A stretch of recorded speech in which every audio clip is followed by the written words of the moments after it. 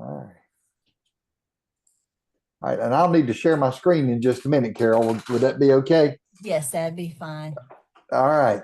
Let me find out where I do that and share.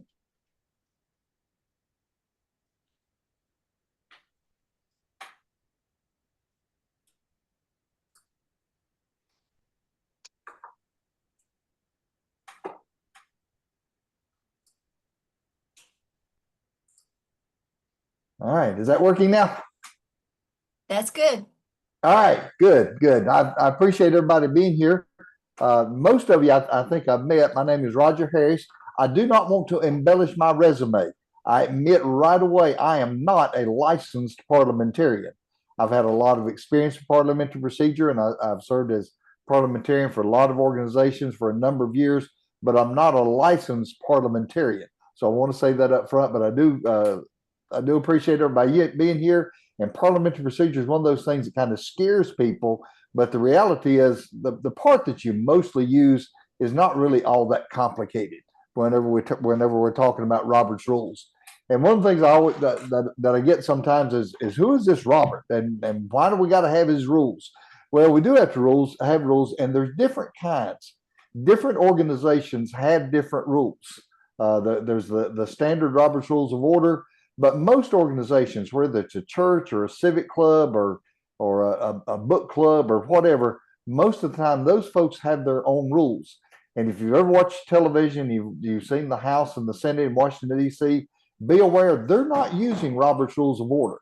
They have their own rules. So you will hear some things that they do that Robert's Rules does not permit, like yielding time. A lot of times you'll watch a committee meeting. They say, I yield my time to the gentleman from Georgia. Well, Robert's Rules does not allow yielding time. So be aware that there's different kinds of rules. These rules go back really to the Greeks and the English Parliament. And that's why they're sometimes called parliamentary procedures, because it goes back to the British Parliament. But when we think about this guy named Robert, there really was a Robert. His name was General Henry Robert. He was a U.S. Army general, a brigade general. He was self-taught. He first wrote his book of organization in 1876, and it was a short book then. It was only 50 pages long. It was very brief and very simple. And then it went up to 176 pages, and now it is 669 pages. And that sounds scary. That sounds like one of those things my English teacher gave me that would just scare you to death with a book 669 pages. But the reality is, unless you are a licensed parliamentarian writing bylaws for corporations and that kind of thing, you don't need all that stuff. Most of it is going to be just useless to you. 80% of the content of that book is used 20% of the time. What that means is 20% is used 80%. And one of the things we want to remind ourselves is in most organizations we're in, whether it's church or NCRSP or anything, you never want to be stricter than is necessary, but you do want to follow a matter of course. You want to make sure that things get done and that you do some things, because Robert's Rules is really the practice of democracy. There is a purpose to it. We do want to allow orderly discussion and debate. All of us have probably been in a meeting at some time in our lives where it was just chaotic. Everybody was talking at one time and people were talking over each other. And that really inhibits getting things done. So Robert's Rules of Order really has three primary purposes. And that is it allows for orderly discussion. You want to have debate. It's okay for people to disagree with each other, but you want to have an orderly debate. It protects the rights of the minority. Thomas Jefferson once said that the majority's rights don't need to be protected. It's the minority rights that do. So we want to make sure that even if your view is in the minority and not many people agree with you, that you have the right to speak and you have the right to be heard. But at the same time, it allows for the majority to rule. And Carol, for the notes for this, you'll send copies of this slide later or something, or it will be on the webpage. Is that right? Okay. So you know, if you want to take notes, that's fine. But these slides will be available to you later, and that's okay too. But it does allow for the will of the majority and want to do that. But sometimes there's conflicts, and I use this illustration. Tell me this, when I was a little boy, we had a great big tree in my backyard. I wanted to climb that tree. Now, my big brother said it was okay for me to climb that tree, but my mother said it was not okay for me to climb that tree. Now, y'all tell me, should I climb that tree or should I not? The answer is obvious, is that mother trumps the brother. Somebody's got to be in charge. And that's true within our organization. There are some documents that trump the others, some that are superior to the others. Just like mother trumps your siblings, these documents trump each other. The one that is at the top of our pile, the king of the hill, is the NCRSP Constitution. Anytime that Robert's Rules of Order or anything is in conflict with the Constitution, you're always going to lean to the Constitution. The Constitution wins. Second to that are the NCRSP bylaws, and Julia has put all those up on our webpage as well. So the bylaws are there. And then thirdly comes Robert's Rules of Order. So if there's a conflict between any of these, it's which one is on top. If Robert's Rules of Order disagrees with the NCRSP Constitution, and it does in some places, then the NCRSP Constitution wins. So it goes in that order of priority. And the same is going to be true in churches or anything else you've got. If your church has a constitution, that's going to be the primary governing document within your organization. So it's Constitution, and then bylaws, and then thirdly, Robert's Rules of Order. And if you're a new president, one of the things that you recognize is this, that almost all motions begin with these three words. Somebody will stand up and they will say, I move that. And they're getting ready to throw something out there. And that means they're getting ready to put a proposal for the body, and they want the body. And when I say body, that means the people that are in the organization, they want the body to do something. And this is how you make a motion. If you've been in a group very long, then you kind of know this stuff. But what you want to do is, first of all, state clearly what you'd like the organization to do. It's not a vague idea. For example, if somebody says, I move that we support public education, that motion's really out of order because it's not clear what you want them to do to support public education. Are you wanting to have a march or write letters or whatever it is? So it should not be just a vague idea that I move that we celebrate life, or I move that we give glory to God, or anything. It can't be a vague idea. You've got to say clearly what you want the organization to do. And here would be an example of a proper motion, okay? I move that we increase dues by $10 effective January 1st, 2025. All right, that is a clear motion, what you're going to do and when you're going to do it. And then somebody else says, I second the motion. Now, let me tell you what that means. When somebody comes up with an idea that says, I move that we do whatever it is, increase dues by $10 effective January 1st, the first question that's before that body is this: is that worth even talking about? You know, if somebody makes a motion and it's something crazy, and we don't even want to take time talking about that, and nobody seconds the motion, then the motion dies. We're not even going to talk about that. When somebody says, I second the motion, it does not necessarily mean that they agree with that idea. All it means is they agree that this is worthy of having a conversation about. That person that seconded may wind up voting against the motion, but they think it's worth talking about. And that's the only thing that a second means, is just we need to talk about this. And so I second the motion, and we're going to bring that before the body. Whenever that happens, now that business is before the group. What should really happen is the chairman should state the motion and say, it is moved and seconded that we increase dues by $10 effective January 1st, 2025. That does a couple of things. One is that makes sure everybody in the room knows what we're talking about. They may not have been paying that much attention to the person that made the motion, but it makes sure that everyone knows what we're talking about. And it makes it clear that the chairman understands what the maker of the motion was trying to say. So the chairman puts that out, and now we're ready for discussion. Now the maker of the motion has the right to speak first. That is always the rule. If somebody makes a motion, you recognize them first. Ordinarily, they want to talk first because it was their idea, and they want to tell why they think it's a good idea. They don't have to, but the chairman should always recognize the maker of the motion to speak first. Only one main motion can be considered at a time. That helps with orderly discussion. So if that's the motion that's on the floor, I move we increase dues by $10 effective January 1st, and somebody else stands up and says, well, I move we meet at a different place. This is not a good place. That motion's out of order. You want to talk about one thing at a time. Only one main motion can be considered at a time, and debate continues on that motion, and you talk about that thing, and then finally, whenever discussion is over, the chairman says, is there any further discussion?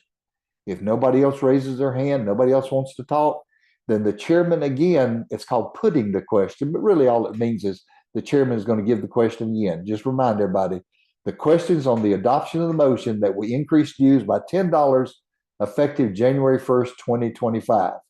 And then you have a vote.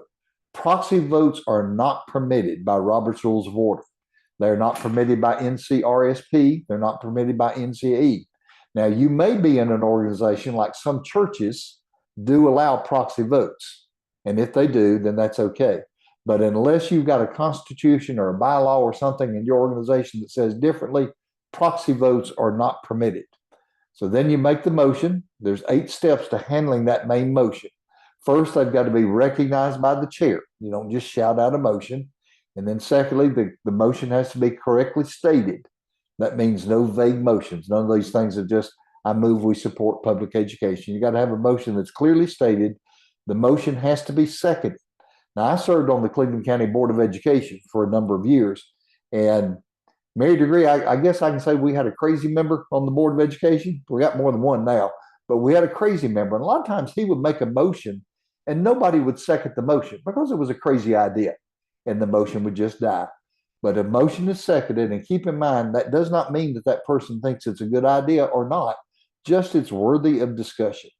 And then the chair repeats the motion. It's been moved and seconded that we do whatever. And then you have debate.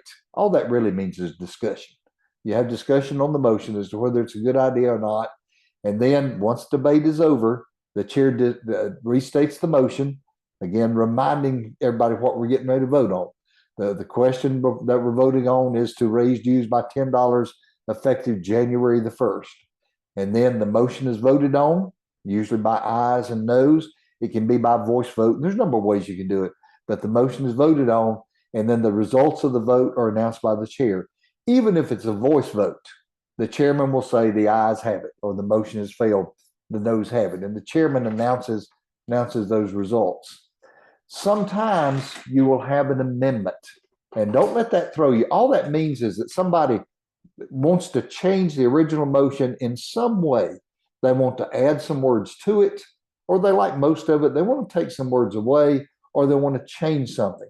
This happens before the motion is voted on. It's still being debated, and they want to add or subtract, or they want to do both, and they want to move to amend the motion. And what they'll do is they have to be recognized by the chair. And in the example we had a motion to raise dues by $10 effective January 1st. That person stands up and says, I want to make an amendment. I move we change the effective date from January 1st to June 1st. Now, they're not talking about the $10. They're not really talking about whether to raise dues. They're really just talking about if we do it, when will it be effective? That's an amendment. That amendment has to be seconded just like a main motion. If that amendment is seconded, again, the chairman restates the motion. It's been moved and seconded, the main motion be amended by changing January 1st to June 1st. Now, once that's done, that's the question before the body. We're not talking about the original main motion, just this amendment. And we're going to be looking at that amendment. And just like a main motion, the maker of the amendment has the right to speak first. And one of my little pet peeves, if you've been in any of my sessions before, there's no such thing as a friendly amendment. I hear that all the time. Somebody will say, I'd offer this as a friendly amendment. And then I've seen it where the maker of the motion says, I accept that. Well, once you've made the motion seconded, that's not your motion anymore. It belongs to the body. So there's no such thing as a friendly amendment. If it does come up in your organization, sometimes it is a minor change, like a misspelled word. Somebody has misspelled the word North Carolina. And the way that you can handle that as a not really a friendly amendment, you can say, without objection, we'll correct the spelling. And if nobody objects, then you've given permission. But anyway, you got the amendment, debate continues on that motion, and then just like a main motion, they put the question. Is there any further debate? The question is on the adoption of the motion to amend effective date from January the 1st, June the 1st. You have the vote, and then the chair announces how that vote went. The motion to amend has been adopted. The main motion has now been changed. It's amended to increase dues by $10 effective June 1st instead of January 1st. Or the chair will state, the motion to amend has not been adopted. The main motion is we increase dues, and you're right back where you started from. And debate continues as before, whether the motion has been amended or not. There's particular ways to debate. These are some rules, and it's really helpful because every organization has that special person who likes to talk over and over and over. And if you are the chairman, it is your responsibility to make sure that everybody has a turn. Generally, no one is permitted to speak a second time if there is someone who has not had the opportunity who wants to speak. That happened at our most recent NCRSP convention. There was a person who spoke, and that person spoke well. Some other people talked, and then that person wanted to speak again. Our chairman, Linda Gunter, said, I'm sorry, there's other people who've not had a turn yet. I need for you to wait. So you want to make sure that everybody has a turn to speak, and you don't let any single person dominate the conversation, and that person will be out of order. It is important that comments be addressed to the chairman. Talk to the chairman. Talk only to the chairman. Mr. Chairman, I think that it's a bad idea to increase dues by $10. Mr. Chairman, we just increased dues last year. This is too much money. Whatever it is, you direct all statements to the chair. It is inappropriate to address comments to each other because, quite honestly, that's where you get people's feelings hurt because then you're talking to them. June, this is too much money. June, you have plenty of money. I know what your husband does, but you don't do that. You address all comments to the chair, and the comments must be germane. They must be related to the topic that's at hand. Don't allow, as chairman, whatever you call it, chasing rabbits or whatever. You don't know those things. So if our motion before us is to raise $10 dues effective January 1st, then the comments should be about raising the dues. Is it a good idea? How much have they been raised recently? Why do you need the dues raised? You should not allow any comment about the location or what we have for meals at the meeting. The comments must be germane and related to the topic that is before us. And debate the issues, not personalities. As chairman, especially in a large group, you've got to hold on to that. If somebody starts debating personalities, in other words, they say, well, John is always wanting to raise dues. He's always wanting, no, we're not debating personalities. But, I remind the speaker to address only the issue. You don't address personalities. You address only the issue that is at hand. And generally, a member is limited to speak 2 times in a single topic. So if I've made the motion and I talk about my motion, other people have turns, and then I speak a second time. I'm not allowed to speak a third time unless the whole body says we want to hear from that person. But generally, that keeps a person from kind of dominating the conversation and just addressing over and over and over. So a member by Robert's Rules of Order is generally limited to speaking 2 times on the same motion. And remember, there is no yielding the floor to another. You see Congress do that, but they have their own rules. Our members may not yield the floor to another. I saw that when I was on the Board of Education. Sometimes, Board of Education's had the public comment section, and we'd have somebody stand up and they'd try to yield to somebody else. No, you don't do that. You may not yield the floor. If you want to speak, you say your piece, and then you sit down. There are a couple of ways to end debate. One of the ways is just people get through talking. When they get through talking, if you're the chairman, say, is there any more discussion? And if you don't hear any, then you put the question and do it. But sometimes folks want to end debate. You've talked about it for 20 minutes. Everybody sort of knows how they're going to vote, and you want to end debate. And somebody will be recognized, and they say, I moved the previous question. Sometimes you'll hear it's an old version, but it means the same thing. Folks will say, I called the question. When that happens, they're moving to close debate. They don't have the authority to close debate on their own. I've seen chairmen actually do this incorrectly. Somebody will say, I called the question. And the chairman will say, the question has been called. No, it hadn't. It just means that guy there thinks you ought to call the question. A call of the question to move the previous question, that must be seconded. It cannot interrupt the speaker, and that person must be recognized by the chairman. Don't allow somebody just in the middle of the room to holler out, I called the question. Let them be recognized by the chair, just like they're a speaker, It is not debatable. It would be dumb to debate whether to keep debating, wouldn't it? So they call the question, and that motion must pass by 2/3 vote. The reason it's passing by has to be made by 2/3 vote is you're taking away the rights of members. Some members may still want to talk. Some members have an opinion. They want to share it. So if you're going to take that away from them, it needs to be by what's called a supermajority. You have a 2/3 vote to end debate, and that's one of the ways that you can do that. But the easiest way is just let people talk until they're through talking, and then you just say, if there's no further debate, I assume you're ready for the question. But there is a way to end debate if you want to. There are some parliamentary questions that will come up occasionally that you will have to deal with as a chairman. It's called a point of order, and it requires the chair to make a ruling on a breach of rules.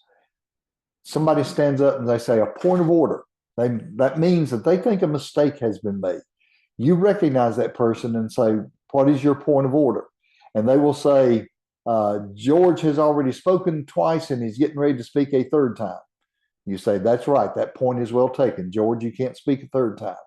Or they will say, they think that you did something wrong. You closed debate and you did not do a 2/3 vote. You did a majority vote. But all it is just a way for the members to say, I think this is a breach of rules. They state what was wrong. As chairman, you make a ruling. And the way that you say that is if you think that objection is legitimate, the words that you say is, the point is well taken. In small groups, you can just say, you're right, or the point is not well taken. Sometimes a member wants information on a parliamentary rule, and they'll say a parliamentary inquiry. That means that they have a question about the procedure. It may be, Madam Chairman, I'd like to close debate. How do I do that? Madam Chairman, is it in order for me to move to postpone? They've got a question and they're just looking for direction. We're all school teachers. We like questions. And that's what a parliamentary ruling is looking for those things and asking those questions. One of the things that comes up occasionally in parliamentary procedure is, what is a majority? A majority means simply over half. It means over half of the members that are present and voting. Linda Gunner and I have this little funny game going that where she will ask for abstentions. And I've kind of in good humor joked at her before, said, Linda, don't ask for abstentions. Abstentions don't matter.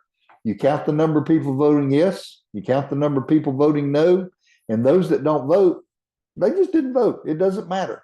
A majority means over half. A majority is over half the votes cast by the persons that are entitled to vote. Now, here's another thing that I see that sometimes folks get wrong. I've heard it say the majority means half plus one. That's not right. The math doesn't work out. Half plus one is not right. And here's why. I mentioned a minute ago that I served on the Cleveland County Board of Education. On the Cleveland County Board of Education, there are 9 members. 9 members. All right, math teachers, what is 1/2 of 9? And the answer, of course, is 4.5. If a majority was 1/2 plus 1, 4.5 plus 1 is 5.5. It would take 5.5 yes votes for a motion to pass, which means 6. Well, that's not right. That means if you had a vote that was 5-4, then the motion didn't pass. Majority means simply over half. You count the number of people that are eligible to vote and are voting. If that's 100, then 50. Anything over 50 would be a majority. But it's anything that's over half of those that are present and voting. So here's some tips and reminders I want to kind of close with. Then I want to give time for questions if you have any questions. Some tips and reminders to be aware, and that is, first of all, this. As parliamentarian, I am not the chairman. When I sit in an NCRSP meeting, I sit to Linda's right, and I am not the chairman. Linda is still the chairman. And if you're the regional director or whatever, you can have a chairman, but the chairman is still the chairman. The parliamentarian is never the chairman. The chair can follow the advice of the parliamentarian, or the chair can reject it. The parliamentarian is not a Supreme Court justice or anything. That person's just there to give advice and to kind of keep the train going down the tracks. Majority rules, but also remember the minority always has a right to be heard. You make sure that person has the right to be heard. If somebody stands up and they're offering a minority view and other folks don't like it and they try to boo that person down or whatever, You're the chair. You control that meeting. You gavel that meeting to order.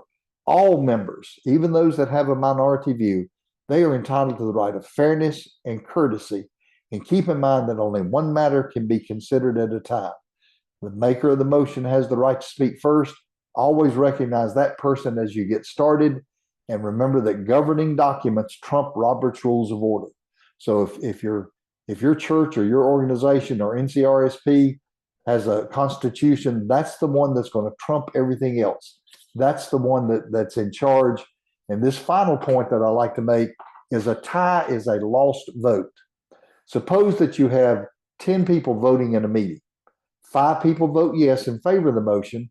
5 people vote no against the motion. Well, remember what a majority is. A majority is over half. You had 5 people voting yes.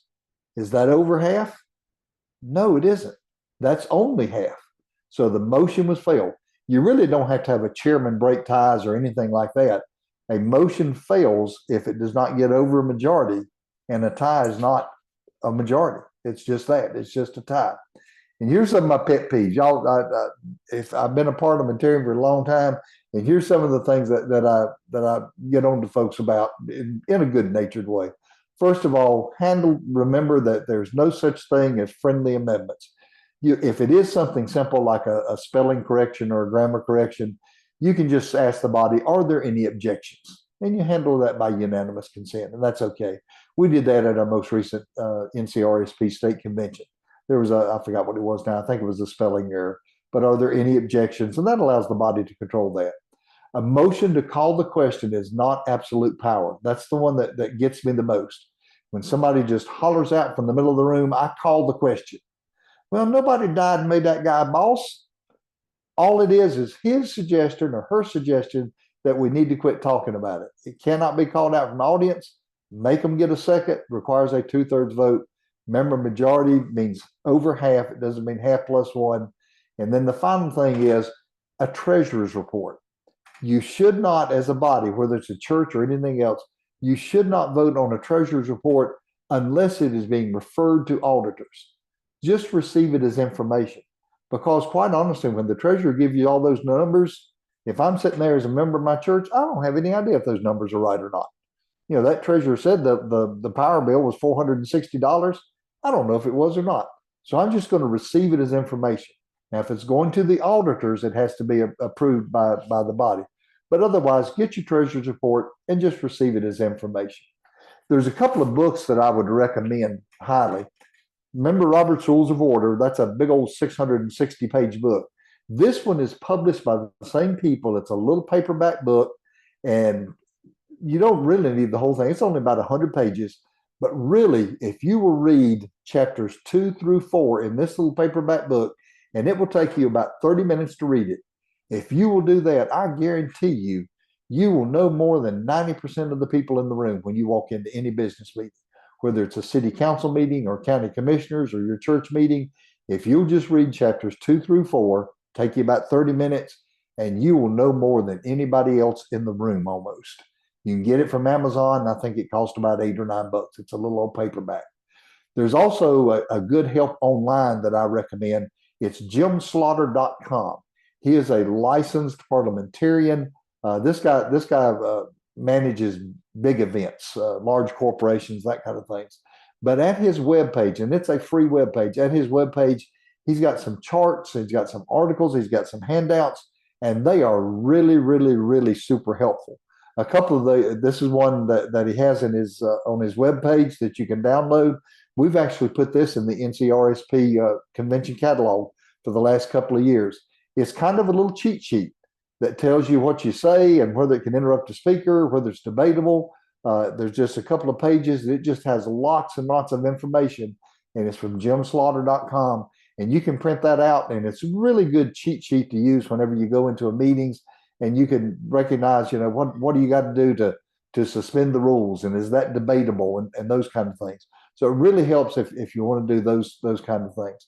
But Robert's Rules of Order is one of those things that, if you want to be fair, particularly in a small group when you're all friends, you want to be fair, explain what your ruling is, tell them what you're doing and why you're doing it, and kind of help them to get along. we want everybody to feel like they're part of an organization. So if they say, I don't know how to say this exactly, but I think we need to, then help them out. Say, all right, what I'm hearing is you want to make a motion that we have a Christmas party. Help them out, because we're all friends and we want to make sure that everybody feels like they've been included, and they don't want to feel like they've been lost in, like a court hearing or something. You don't have to be an attorney to be able to use Robert's Rules of Order. But at the same time, as chairman, you make sure you maintain control of the meeting, that the minority has the right to speak and the majority's will is done. Carol, it's always fun to talk a little bit about parliamentary procedure. I don't want to dominate and take up too much time, and I may have covered some things folks asked, but if there's other questions, I'm happy to answer those now. And folks, go ahead and write down my telephone number and my email. Something may occur to you later. I've had folks to call me after meetings and say, well, I've got this question about something going on at my church. The deacons want to do something, and how do we do that? I'm happy to help with those things. And I also consider this part of my responsibility as your state parliamentarian. If you've got a meeting coming up, whether it's a regional meeting or a local meeting, and you anticipate there's going to be a problem, there's something coming up, and it's going to be a touchy situation. If you would like me to be there, I will not be the chairman, but if you would like me to be there as parliamentarian and kind of help guide your group, I'm happy to do that, and I do not charge a penny. If you'll buy me a liver mush biscuit while I'm there, I'll be happy. But other than that, I will not charge for travel. I will not charge for anything. I just consider that part of my responsibility as your parliamentarian, but I would appreciate a liver mush biscuit. Carol, that's all I have, hon. Thank you so much, Roger. I'm sure we have some questions from this group. I do. All right. Hi, okay. Debbie. Tell me where you are. I don't recognize your face. I'm in Salisbury. All right. Nice to meet you.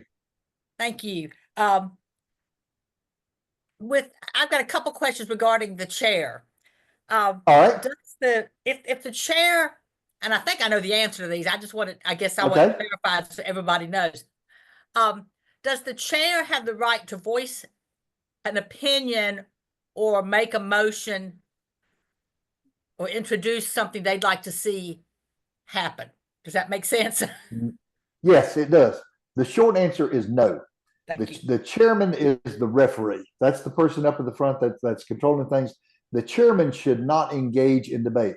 Now, if the chairman is asked a question, a parliamentary question, then the chairman should do that. But if the chairman wants to engage in debate, or if the chairman wants to make a motion, what the chairman has to do is quit being chairman. And that's called surrendering the chair, which is kind of a fancy way of saying it. But what that means is the chairman will step down from the podium and the chairman will come down the floor. Our president, Linda, actually did that at this year's convention. She wanted to engage in debate. And so what the chairman does is the chairman leaves the podium and goes down to the floor as if they are an ordinary member. The vice chairman or your vice president or whoever's next in line, that person then takes the podium and they chair the meeting until that motion is done with. Okay, until the vote is done. So if I'm the chairman and I want to engage in debate, I feel strong about this. I would surrender the chair. I would come down to the floor as an ordinary member. The vice chairman would take over. I would, engage in debate like a regular member. But then when I'm through, I don't get to go back up and be chairman again. I got to stay down on the floor until that question is completely settled. And once the vote is done and that question has been settled, then I can come back up and take the chair again. But I surrender the chair for the remainder of that debate that is going on. Does that answer the question, Debbie? Yeah. So the vice chair or whoever takes over for the chairman, right? They actually call for the final vote. Yes, that's right. That vice chairman is now the chairman, and that chairman then will engage in debate, and if there's any amendments, they will take care of amendments, and they do everything right up until that vote is done. That chairman announces that the motion has been passed, and then the vice chairman steps down and the chairman steps up for the next order of business. Okay. And another one, does the chair actually cast a vote? Are they supposed to cast a vote? All right, that's a really good question. Robert's Rules of Order says the chairman can vote. All right, that's what Robert's Rules of Order says. is the chairman can vote. The chairman is still a member of the organization, so the chairman has the right to vote. However, remember that order of priority, that there's Robert's Rules of Order, and above that is the bylaws, and above that is the NCRSP Constitution. Our NCRSP Constitution for our state president says, no, she cannot vote. Well, there you've got a conflict. Robert's Rules of Order says can vote. Our Constitution says cannot vote. But remember that priority. NCRSP Constitution has priority, and so Linda cannot vote, even though Robert's Rules of Order says she can. So it depends on what your organization's rules say. If you're in like a woman's club, Salisbury Women's Club, if the Salisbury Women's Club has a constitution that says the chairman cannot vote, then she can't. But in the absence of any other thing that says otherwise, Robert's Rules of Order says, yes, that chairman can vote. Thank you. I just see both of those being problems a lot of times. Yep. And I do as well. And some organizations will write it into the rules that the chairman can only vote to break a tie, which tells me the person that wrote those rules really doesn't understand Robert's Rules of Order, because it sort of implies that in a tie, a decision has not been made. In a tie, a decision has been made. The motion failed. It didn't get a majority. A decision has been made in a tie vote. But Robert's Rules of Order says, yes, that chairman can vote. And what's interesting is sometimes this happens, Debbie, the chairman can vote to make a tie, not necessarily to break a tie, but to make a tie.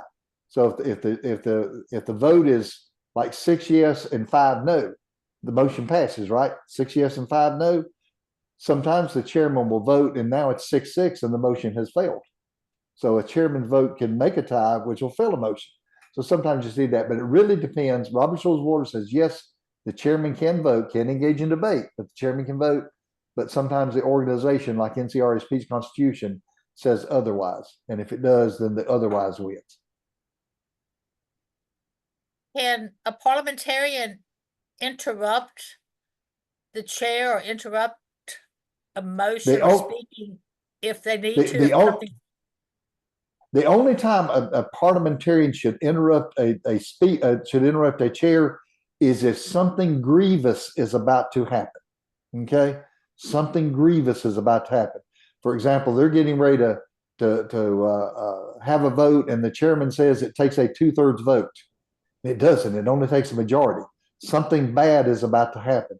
At that moment, the parliamentarian should interrupt the chairman, and what really works well is to whisper into her ear, pull her aside, pull her away from the microphone, and say, Madam Chairman, this is a majority vote, not a 2/3, or whatever advice the parliamentarian wants to give, gives to that chairman.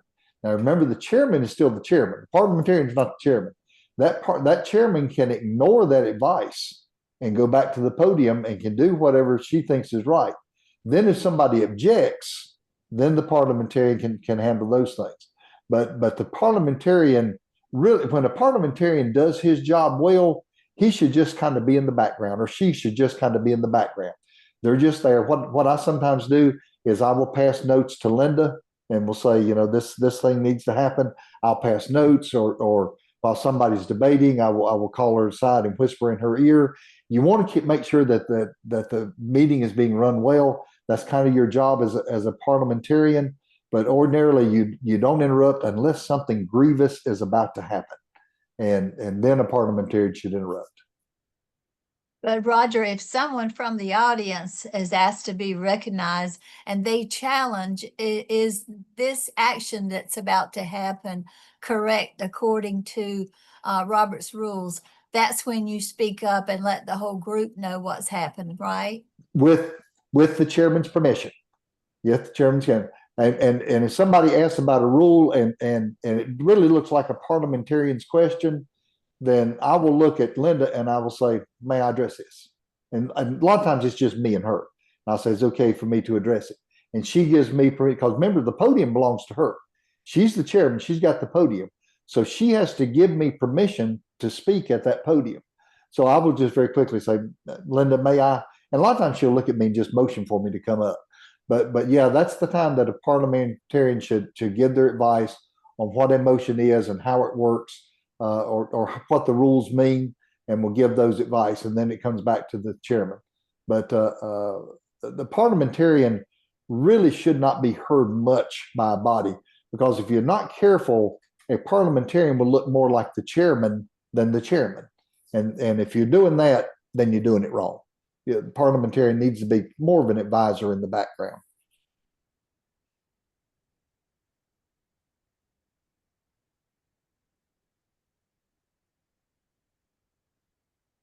All right. Well, Carol, if there's no more questions, I appreciate everybody's time. Parliamentary procedure is one of those kind of fun things. And again, I don't mind phone calls, as you know. Sometimes it'll go to my voicemail, but I promise I will call you back. But whether it's related to NCRSP or whether it's related to anything else I can try to help you on, then I'm happy to do that. I enjoy parliamentary procedure. I find it just fascinating to look at all the rules and to talk about those things. But you've got my email contact, you've got my telephone number, you can send me a text and I'll get back in touch with you. I'm happy to do that. And again, I'm serious. If you've got a meeting and it's in another part of the state, I'm in Cleveland County, west of Charlotte. But if you've got a meeting and you anticipate that it's going to be, I'm talking about NCRSP, not your church, that's on you.